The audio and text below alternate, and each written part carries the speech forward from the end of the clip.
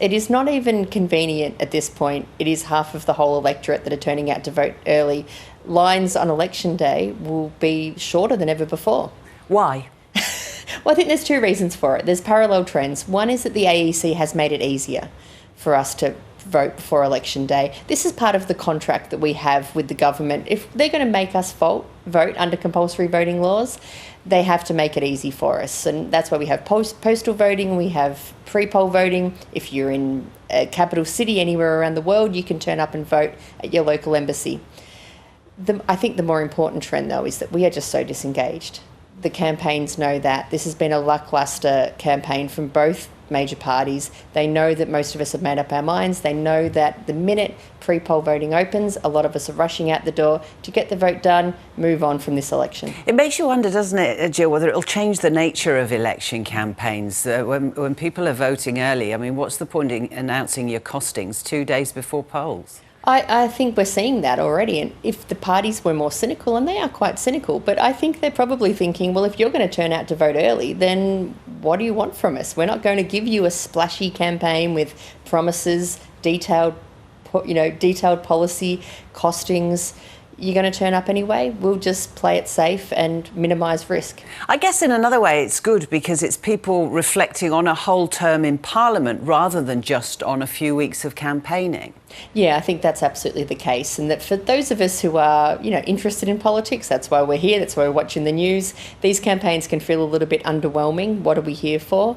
But if we take that longer view and we look at the decisions that people are making based on 3 years of being in government or being in opposition and using that information when they go into the polling booth, I think that's a great outcome. I wonder if the new generation of voters, younger voters this time, are having an impact on those pre-polling numbers. Voters in their 20s are so keen, and I think a lot of them probably wait till election day because they want to partake in the whole ritual of a sausage and lining up with people that you know, seeing your teachers from high school, all of those sorts of things that we associate with Australian elections. I think it's not until you are a little bit more au fait with elections, you've done this a few times, this isn't your first rodeo, that you say, do you know what, I'm just going to vote early. Is there a difference between a safe seat and a very highly contested seat in terms of the numbers of pre-polling? Really not anymore. There used to be quite distinct trends in who pre-polled. There were people in rural areas, older voters, voters with a disability who found it difficult to get to a polling booth on the Saturday of the election.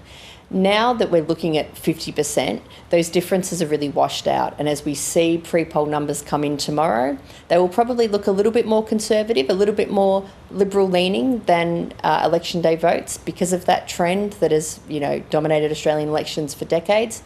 But increasingly, those numbers are like 2 percentage points different, not 10 percentage point difference. Polling numbers can't measure apathy, can they? Because voting is compulsory for 18 million people in Australia. Are you able to assess where there's apathy? Yeah, look, I think people turning out this early, 2 weeks before the campaign is finished, that's a pretty strong sign that maybe we're not apathetic towards politics or towards democracy, but we're certainly apathetic towards what these two major parties are offering. You wonder as well, when you see the pictures like we're showing of all of the volunteers, the campaigners at the polling booths, do they make a difference to anyone's vote?